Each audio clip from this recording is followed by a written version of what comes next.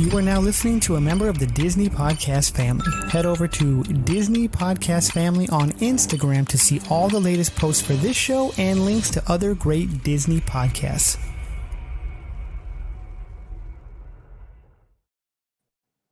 Welcome back to Miles from Main Street. This week, we're covering not only Mickey's Very Merry Christmas Party, but everything you can do to celebrate the holidays at Walt Disney World.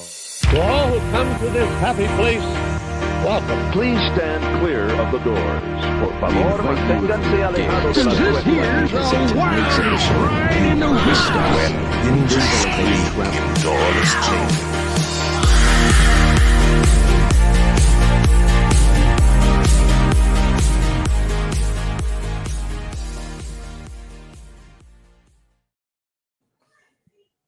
Hello, I am Brian, and I am joined again this week. Once again, Stewart, thank you for joining me. Welcome back. Absolutely, Brian. So glad to have Glad to you. be here. It's always a great time speaking with you. All right, before we get too far into this, please like and subscribe to the show on your podcast app or on YouTube, and be sure to share it out. Remember, new episodes every Tuesday, and on Fridays, find the Disney Dash, a short form podcast with my daughter Mia, where she is talking Disney from A to Z, but from a kid's perspective. So, Stuart, so glad to have you back. How you doing? Hey. Not too bad. How are you? You know, doing well. As good as can be expected. We have been online together for 25 minutes already. We have talked the gamut of Disney, and I'm wishing we would have just hit that record button and let it go. You know, you live and learn, right? You live and learn. Maybe next time. I think we've decided, Stuart, you're going to be more of a regular around here. Well, you know, it's good to be regular, right? Well, we're glad to have you. So I do have an email here that I got from Chris Meza, who was listening to the Run Disney episode that just came out. Love the Run Disney episode. When he's talking about running down Main Street, seriously got teary-eyed, remembering doing that for the Princess Half a few years ago. He's so right about the community too. It's the best. I haven't had a chance to get into the A to Z episodes, but I'm looking forward to it. Hey, Chris, thank you so much for that message. So glad to hear from you, and so glad that you're enjoying the episode. I really appreciate you listening. It was great talking to Tony and learning about Run Disney. As I said, I've talked to people here and there about it, but never in depth like we did with Tony. So if you haven't heard that episode, definitely go back and listen to that episode. It's not only entertaining and informative, but also inspiring. He has a lot to say in there on how to help you get started running. So yeah, I used to run a lot, and listening to his episode, it's like, maybe that would be nice. But then I realized, no, probably not. I don't run anymore. But it'd be cool to run around Disney, right? That would be cool. It would. Yeah, I would love to do it. And I need to start trying to do something about that, I think. Yeah, that's true. My my mother-in-law has done the the Anaheim Run Disney for a long time, and I think it was maybe COVID, maybe right after she couldn't do it anymore, and she lost her legendary status or whatever it was. She had done all of them up until that point, and then she had to lose it, so that kind of sucked. But otherwise, she was real, always there, and that was fun. I got to live through that a couple of times. Yeah, I would like to try it at least once and see how it goes. Obviously, I need a little training. We were down there at the end of October, and we were going around different places, and I believe it's World Drive is where we were, and you would see the tents and tables set ready for the half marathon day, and it sounds like it's pretty interesting. So, I mean, a half marathon isn't that hard. It's all hard, right? I'm not saying it's not that. I'm not going to say it's not that hard, but I mean, I've run half marathons with little to less training than you should. So, it might hurt the day, but you look where you're running. I mean, you're in Disneyland or World or wherever. Right. Yeah. We did do a virtual 5K a couple of summers ago. That was kind of underwhelming because it was like, all right, we're gonna go get this done, and then you get home and there's like no celebration at the end. So, Right. you know, Right. here, honey, here's your medal that they sent me for no reason other than that I Right. paid them. Right. Right. So anyway, holidays. Let's talk holidays at Disney World. Yes. Tammy and I got to go down last year on a trip with Mikhailo and Kristen. You can find that review episode from December of last year. We had a really good time. I kind of wanted to just kind of do kind of a guide to Disney Christmas or Disney holidays, right? So let's start with the big one, the big Mickey's Very Merry Christmas Party. I mean, this is the party that started it all, right? They did one in the 70s just to try it out, and it has gone through several iterations until we get to now. And this is the big party that everyone loves to go to. There's an awesome parade. There's fireworks. There's free cookies.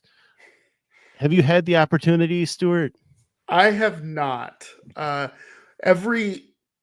If we've gotten down there during that time of year, that festive time of year,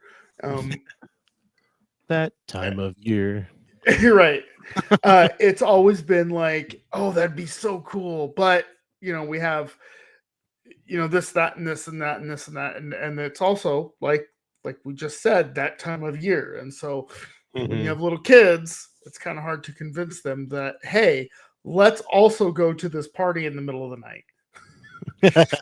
But ultimately, I think it would be a fun thing. But I'm going to be honest. I don't think I'd want to take my kids. I think they'd have a blast. I would want to not have to parent for 5 minutes. That's what I would want. I can definitely understand that. On this last trip, it's the first time I had done a party without kids, and it's definitely different. A different feel. We had a really, really good time. We did the Jingle Cruise, which we're going to talk about things during the day, and that's the main thing during the day is the Jingle Cruise. But we were able to snack. We were able to get cookies. I was getting extra cookies because my kids wanted me to bring cookies home. So I think we ended up with about 35 cookies by the end of the night that I ended up bringing most of home. Because we were eating so many other snacks, I didn't want to eat the cookies while we were in the park. So, and a lot of the treats that they have during the party are sweet treats. So why dig into the cookies when you're already eating cookies? But yeah, we had a great time at that party. We all dressed with the same type of Hawaiian style shirt. And yeah, that's my one recommendation. If you're going with a group, dress in something fun. It doesn't have to be a costume. It doesn't have to be outrageous.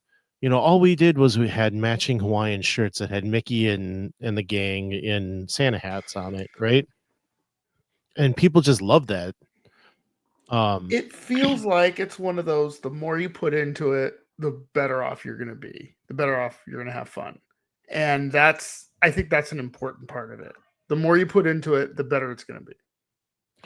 Yeah. And we definitely, the one thing that I have with these parties is that it's special events where you've got the parade, you've got the fireworks, you've got, I'm forgetting something. Oh, a stage show. And you've special got meet and greets, right? But yeah, that's the thing is you've got the special characters, and you can get on rides all night. You can walk on anything you want all night, save for maybe one or two. But that's not what you're there for. You're there for these events, and you're there for these meet and greets. And the problem I have is that I don't want to wait an hour or more to meet a character. I love meeting characters. at this party, I went to see what the line was like for the Seven Dwarfs. It was more than 45 minutes. I looked in there and saw people sitting on the ground, and I'm like, nope, I'm not doing that. There's too much other stuff we want Yeah. than to waste an hour standing in line. So that's the one thing is like, why do I do these? I don't think I've met any characters at these parties. Well, we did end up meeting Jack and Sally that night. The line was pretty short near the end of the night, so we did get to do that. And it was well worth it. So, it's just one of those things for me anyway. And you got to have your priorities when you do these parties as to what you want to do. So, Yeah, I mean that's the other thing, right? And it's a bigger expense too. It's another $100 per person or whatever it is, right? It's not like just a quick little add-on. So you do have to prioritize. What's your priority to that?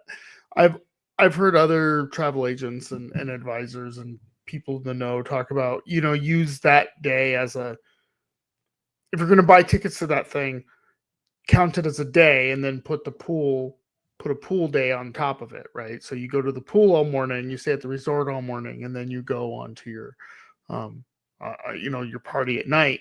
And that makes a lot of sense. I could see doing that. But and I can tell you that from experience, the first 2 Halloween parties that we did, excuse me, I have got this nasty tickle in my throat. that's okay. It's better to be tickled in your throat than, I guess, other places. I the first 2 parties we did, which were Halloween parties, we went all day. We rope dropped and slid right into the party, and you get to 10 o'clock and you watch fireworks and you're done. Like you don't want to do much. For me, I'm on Disney Energy. I'll go all night if I need to, but I always wanted to do one of those 24-hour days when they used to keep the park open all night long. Mhm. I always wanted to do something like that, and now they haven't. But anyway, I digress. I really think the best way to do a party is just focus on the party. So spend your day relaxing, sleeping, and let the kids swim a little bit, and then hit that party at 4 o'clock because you get in early. You can do a few things in the park, and then it's party time. And I really think that you set yourself up for success then. Yeah, I mean that makes sense. It does. So anyway, during the day at the Magic Kingdom, if you don't have a party ticket, you can do Jingle Cruise. That is an all-day affair. The narration's different. The sets are set up differently. It's all Christmas or holiday related in some way. So that is kind of the main event, I guess, of Christmas in Magic Kingdom, but they've also got great decor. Go ahead. I was going to say the transformation from Halloween to Christmas at the Magic Kingdom is like top notch, and I love what I love doing walking around, any of those parks, is looking at the decorations, is seeing Main Yes. Street decked out and seeing, being there lucky enough to see the Snope and stuff like that. I mean, I know that's a party thing, but um, I feel like it happened once and I was there, or I imagined it. I don't know, but it's still one of those awesome things that is stuck in my head. And so, that Stewart froze up there for a second. So you were talking about the decor and how awesome it is. When we were there on this last trip, if you guys go back and listen to the trip report we just did, I neglected to mention our last day, and we went to Ohana for breakfast that morning. But on the way there, we walked past the Magic Kingdom gate because we took a bus over to Magic Kingdom and then got on the monorail. So walking past the gate, we're just, like all week we had been doing that. We had done that a ton. And so I was just kind of head down, walking along. I may have even been looking at my phone. I don't remember. I wasn't really thinking about it, but it was November 1st at this point. And I heard somebody say Christmas, and I looked up, and everything was red and green, not brown and orange. And I'm like, this is so cool. And they had a PhotoPass photographer out in front by the topiaries of Mickey and Minnie. And I'm like, we need to get this picture, but we didn't have time to stop then. So we came back later. The line was actually longer. I thought it would be shorter because we came back at like 1, and I expected it to be shorter than at open when we were walking by, right? So, but Well, that was your first mistake. right, I know, like, I don't understand that, but anyway, it didn't take long. But yeah, it was really neat just there seeing that. They didn't have the tree up in the Magic Kingdom yet, but we could see a little bit down Main Street, as you're taking the monorail, and they had all the holly and everything up on Main Street. So it was just incredible. Like, I was always like, yeah, they do this amazing transition, but like, I wasn't thinking like it was that big of a deal. But to see it in person, holy cow! Like, that And was to see it go from, because you were there, you were there the 31st, and then you were there the 1st. So to see it go from Halloween to Christmas in one day is pretty amazing. Yeah, it was incredible to see that. But yeah, so like they have a great Christmas tree in Town Square that is great to take pictures with. I think most of the holiday stuff is going to be on Main Street, and then Jingle Cruise. They don't really fill the rest of the park with that, but you might see things here and there, and it's great to be in the Magic Kingdom with that decor, whether it's a party or not. I don't know if we'll get to it, but I also love the decor in Hollywood Studios. I think there's something about that mid-century vibe with Santa hats all over the place and the Santa hat on Gertie and all that sort of stuff that just tickles my fancy. Yes, I totally agree with that. Yeah. Sorry, go ahead. No. I was gonna also say the Epcot stuff I like, but there's something about just Sunset and Vine, Santa hat on Gertie. I don't know. No, I completely agree. And over by Gertie, there's also a nice, beautiful Christmas tree there as well. Yeah. And the ornaments floating in Echo Lake. You've got those old timey type of I don't know what to call it. They're doll type things. They're like porcelain doll type things, but they're ornament, they're decor that are in those grassy areas that they have throughout the park. And that, and just the old time Santa like sign that they put on the light poles coming up Hollywood Boulevard. Like, that's just awesome. Like, it's so cool to see. It hits that nostalgia button that I didn't know that I had until I see it and go, oh yeah, this is how Christmas should be. So. Yeah, it's totally awesome. And along with Hollywood Studios, like, they do have that sunset season greetings on Tower of Terror in the evening, so you can go and do that as well. But they've added Jollywood Nights, and this is the second year for it. And by all accounts, it's quite awesome. Yeah, I've heard really good things. Yeah. I don't know that I don't know that I drop down this money for it, but I think if I were to between the two parties, that would be the one that I would put more effort into trying to get to. Jollywood? Yeah. Okay. My wife and I were talking about it, and I think it's something that we definitely want to do, but I don't know that we need to have kids with us. Yeah, I don't know. I mean, I know it might sound like I'm like, don't take your kids to these things, and I don't think that's what I'm trying to say, but it definitely could be.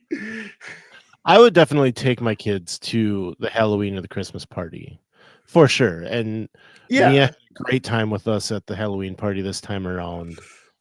So I have no problem with that. I think taking kids to it is great as long as you're prepared. yeah. I think people should take their kids. What I'm saying is, I'm selfish and I don't want to take my kids. Totally understand. Got it. Um, when I'm talking Jollywood Nights, though, I don't know that you want to have your kids there. It seems, and this is the report that we've been getting from people as well, is that this is more of an adult soiree, if I can use that word, right? Like this is dress up a little bit, Mhm, have a cocktail or two.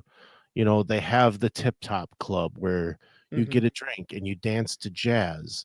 They have the special event that's going on in the Hollywood Brown Derby where you go in and you have special food and it's a little more swank, you know. Um, the rides aren't anything extra. They're just the same thing, but you can jump on some rides. Tons of character meet and greets, mhm. you know, Santa Duffy, and those meet and greets like that would definitely fit the kid. But beyond that, you've got the Nightmare Before Christmas show. You've got the stage show. Um, I'm not sure what they call it now. It's something merriment, or I can't remember Mhm. exactly, but the one at the Beauty and the Beast stage, it's got the Muppets involved, which I've tried to teach my kids about the Muppets. I don't know how much they care. Well, here's my worry about the Muppets is that they're just not relevant anymore. They need to come out with another Muppet movie. And no, Muppets Most Wanted was not a good Muppet movie. They need to come out with another like No, it Muppet was the one Christmas Carol. before that. The Muppets before that The was Muppets was a movie. great. Yes. We could And get into that another time if you want, yeah. but yes, I do think they need to find a stride with the Muppets. Um, Mhm. the I thought that here we go on that tangent that we like to go on. Um, I'm not doing it. and I all right, fine. We're leaving that aside. Make a note. We're doing Muppets in the Yes. future. We could Okay. easily talk about the Muppets for an hour. Or two. Um, so yes, Jollywood Nights, you know, there's so many great things there that you Mhm. can do. That I definitely think that it's worth doing. And my wife and I, like, at first I was kind of like, you know, it's something I'd like to do because I like to do anything Disney, but it's not something I'd get excited about. But in this Mhm. case, I'm excited about it. Like we were watching some coverage the other night about it, and I was like, okay, wait a minute. Like this is cool. I do want to do this. Um, so at some point, hopefully in the next couple of years, I'll get down there to do that. That'd be Um, cool. it would be. So you mentioned Epcot, and Epcot is an animal in itself. I feel like you've got the International Festival of the Holidays going on. This is one of those things you can't do it all in one day. Nope. You just can't. And it's typical to an Epcot festival where you've got all these things you want to try, you know, tasting type things. But every country has their own Santa teller, and they're Mhm. telling some sort of Christmas story. Um, and I mean, wow, like we got over and saw the one from Norway. I think if there's any of them that you watch, and I've watched a few of them on TV, that's the only one that I've seen live.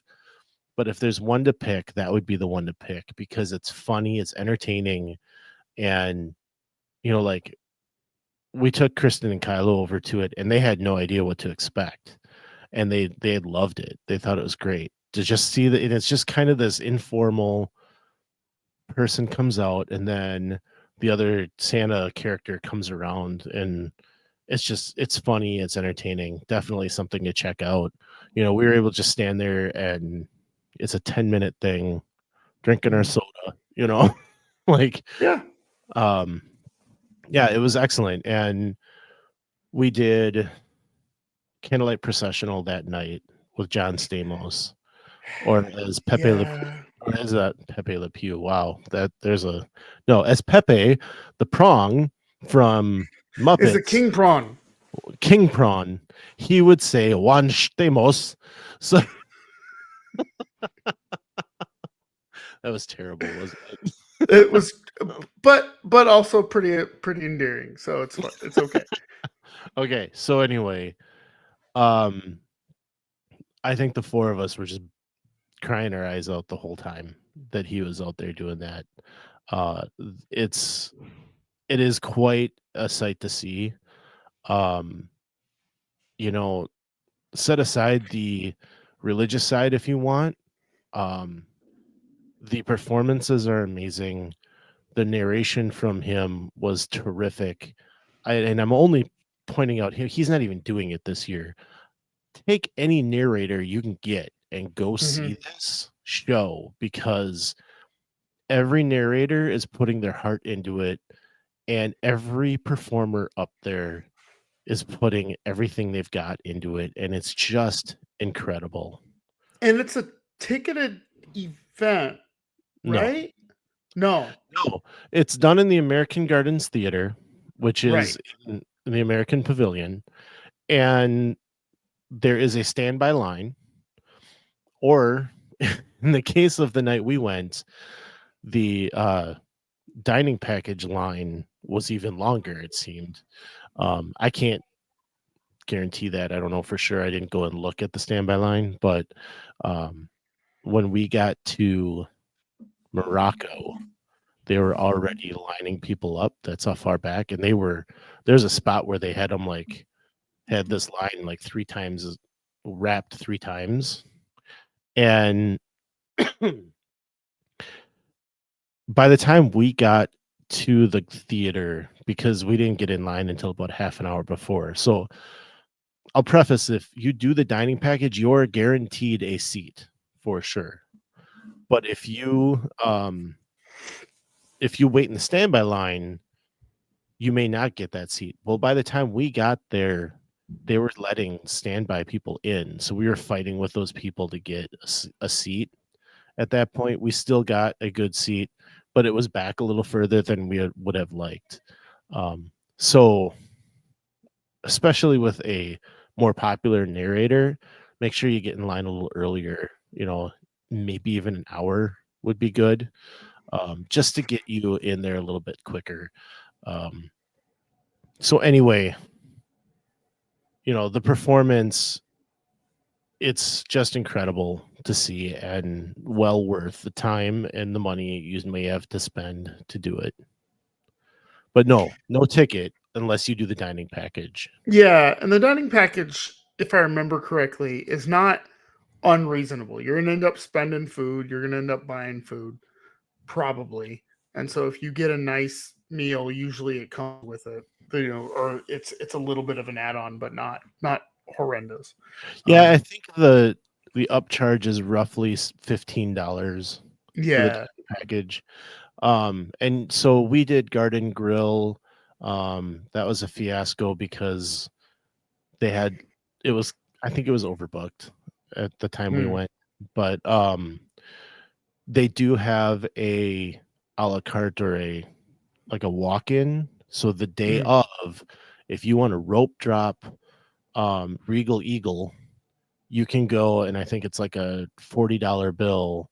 You can get a meal and a dining package ticket. So that's the cheapest route to do it. But like I said, you have to rope drop it and get over there right away on a John Stamos type of day. Or an MPH. I mean, if I imagine if Neil Patrick Harris does it, you might as well just I mean, like that's the whole trip if you're gonna get there for Neil Patrick Harris. Yeah. Yeah, I would think so. Now he does 3 shows. They all do 3 shows every day. So, like you do have a shot, but like if you're doing standby, you might get in line at 4:30, but you're not getting into until the 7:30 show. It's something like that, you know. So just be prepared. I Think mean, about that's how when you bring your phone and you do the game, yeah. or you sleep or something. I don't know. My standing in line game at Disney is not as strong as it used to be. It's funny how we can wait in lines nowadays though, because we're so used to it from doing things at Disney and finding ways to pass time. So Right, exactly. You figure it out for sure, but yeah, absolutely. All right. So Epcot, definitely need to check that out. Like when we went last year, we had 2 days. One day was the party, second day was Epcot, and then we went home.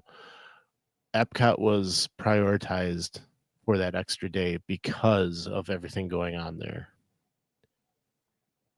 Yep.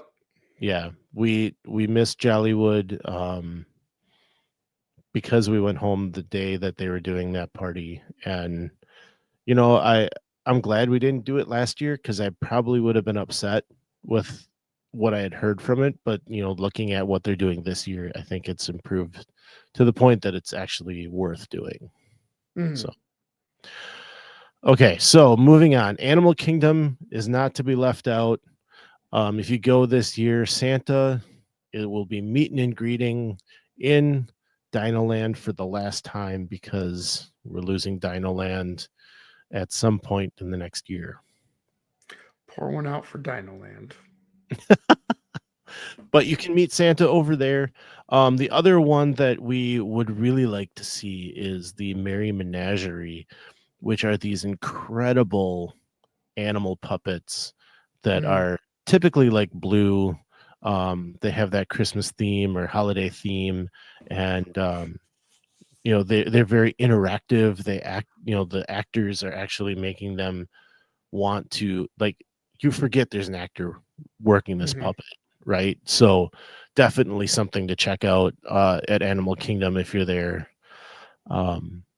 Okay, do you resort hop? Do you like to go see the resorts while you're down there?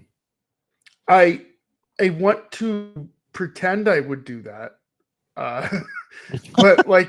but ultimately, what we end up doing a lot of is being in the parks.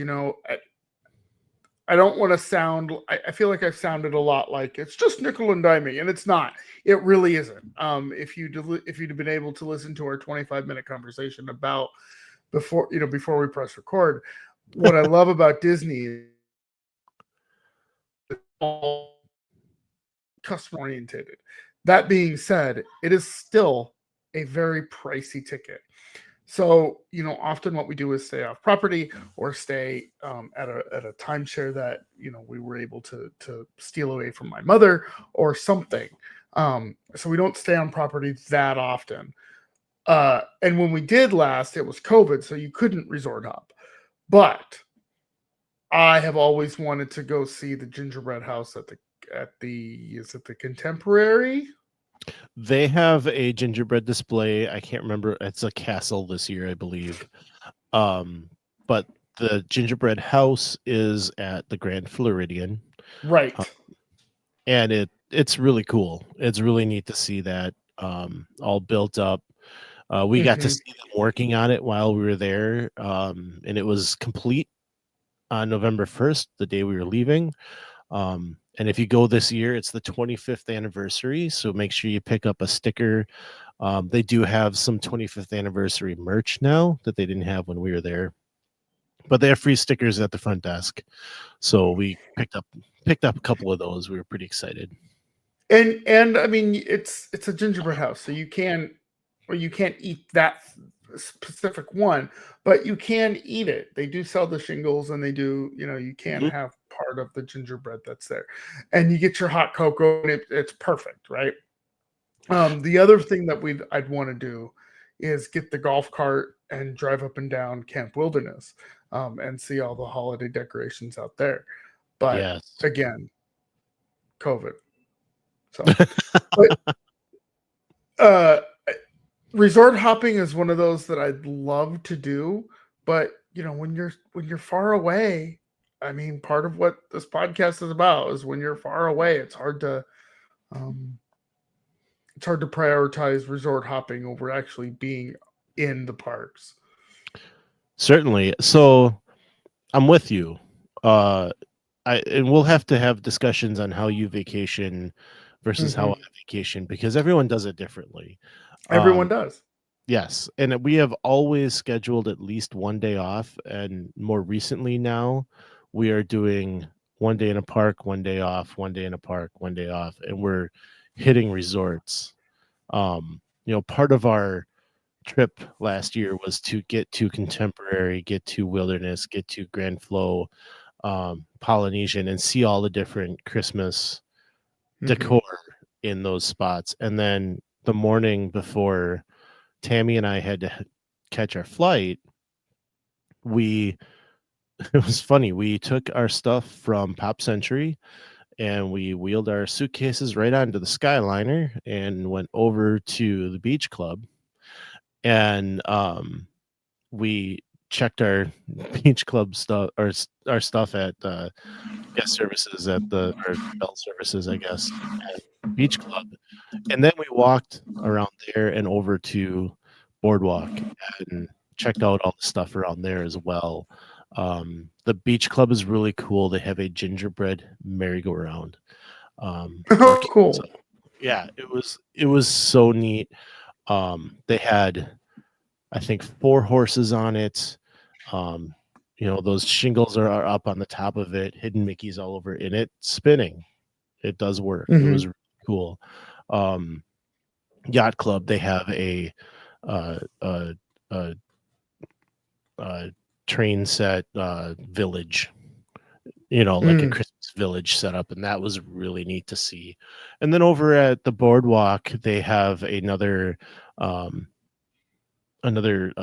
gingerbread house type of thing that it's smaller but still really intricate and detailed, and it was really, really fun to see that as well. So there's so many things to see there, and I know like the Animal Kingdom Lodge has stuff. I'm sure Riviera has something going on. We couldn't get everywhere, but we did hit the big ones. So which resort had the weird clown pool? Was that Boardwalk? That is the Boardwalk, yes. And now it has the Keister Coaster slide, I think is what it's called. As long as it's not the weird clown, because that was another reason we wouldn't go. But now the weird clown's gone, so we'll be fine. The weird clown is gone. All for the better, mind you. But the scary nanny chairs are still in the lobby, so don't you fret. Don't fret. You can have weird clown or weird scary nanny chairs. Yeah. So I think all the gingerbread stuff that they do in these resorts are definitely worth checking out. It did, the morning that we went to those 3 resorts, we had breakfast at the beach club. We got breakfast, we sat down, had a nice leisurely breakfast, and then we walked all the way around that lake to get over to the Boardwalk and beach club or yacht club and all that. We did the whole walk, and I think we did it, taking our time in the lobbies and taking pictures and looking around and exploring. I bet it took us an hour, maybe an hour and a half tops. So it doesn't have to be a long thing. And if you're vacationing like I do, you can take time to sleep in. You can go to your pool, go do this resort hopping for a little while and come back, or make it even more of a thing and make it a progressive dinner. That's a lot of what we've been doing with our resort hopping now is get an appetizer at the first place, dinner at the next place, dessert at the next one. Like you can do something like that. So Yeah, that's I think I would enjoy something like that. So my travel well, partners maybe not so much. that's just because they haven't done it yet. So Oh yeah, that's it. I will caveat we went on a Saturday night, and I've been hearing it's been kind of crazy this year too with trying to get to the Grand Floridian. If you're taking the monorail there, expect it to be busy, expect to stand. They're crowding as many people into that monorail as they can to get from point A to point B. And so put your patient pants on. I remember there was a line to get onto the monorail when we were leaving the Grand Floridian. It did not take that long. But it's intimidating at first. So just be prepared. Another trick, if you want to spend the cash, is a minivan is a lot of fun to take. Yeah. Or if you don't want to spend the cash, just grab a lift and head over there.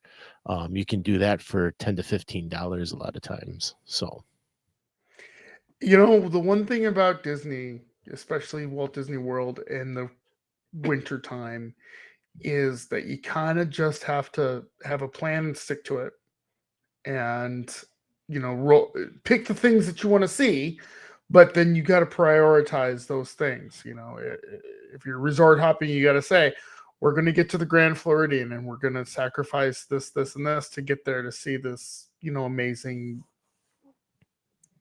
gingerbread sculpture. If you're going to, like for me, this is weird, but for me, my thing is taking a picture with Gertie. It's weird, but that's the thing. So we all have like a tradition. we all have a thing. So if I don't go to Hollywood Studios on that day or to get that picture and we're there during that time, then I need to have planned better. Yeah. Well, I think we've hit quite a bit of holiday items here at Disney World. So anything else we need to add? I'm going to add one honorable mention, and I know that you're primarily a Disney World podcast, but since I'm new here, if you decide you want to go to the other side of the country and maybe you want to see the Haunted Mansion overlay with The Nightmare Before Christmas, that is amazing. It's one of the best, coolest things I've seen in a long time. And I don't like that movie. I'm not a big that movie fan, but I thought that was pretty cool. And they do all the same things, right? So 31st is Halloween, November 1st is Christmas, and they have all the Christmas things. So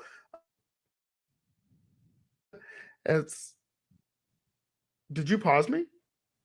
It's a different park, it's a different vibe, it's a different, all thing, but it's still Disney and it's still fun and it's still wonderful, and you get the benefit of walking in Walt's shoes, or at least the shoes that it would be weird to walk in his shoes, but you walk the steps that he walked.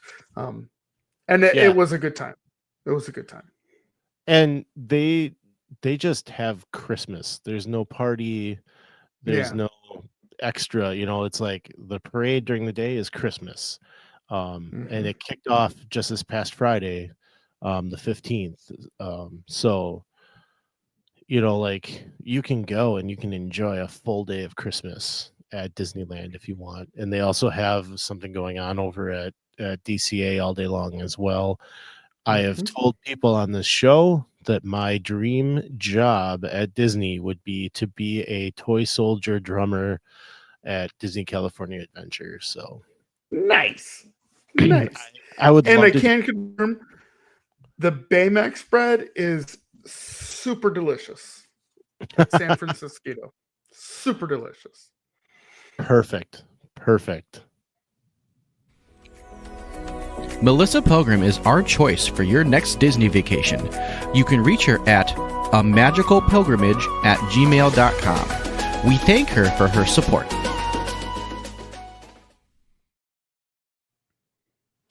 And thank you to everyone watching and listening.